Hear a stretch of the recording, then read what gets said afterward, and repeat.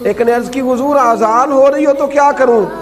حضور نے فرمایا آزان کے کلمات کا جواب دے اور پھر اپنے نبی پہ درود و سلام پڑھ۔ رسول اللہ صلی اللہ علیہ وسلم گھر میں غربت بڑی ہے، حضور نے فرمایا جب بھی گھر جا نا 3 دفعہ سورہ اخلاص پڑھ اور اپنے گھر والوں کو سلام کہہ، اللہ تیری غربتیں دور کر دے گا۔ عرض کی یا رسول اللہ صلی اللہ علیہ وسلم چھوٹی سی فیملی ہے، کئی دفعہ گھر میں کوئی بھی نہیں ہوتا، پھر کیا کروں؟ آپ نے کہا ہے گھر والوں کو سلام کہنا ہے، سورہ اخلاص پڑھنی ہے۔ تو حضور نے فرمایا جب گھر میں کوئی نہ ہو تو سورہ اخلاص پڑھنا اور اپنے نبی پہ درود و سلام پڑھنا۔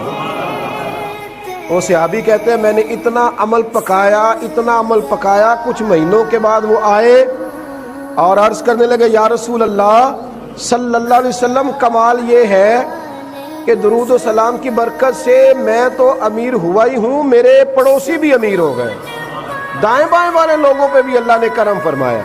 درود شریف ایک ایسا وظیفہ ہے۔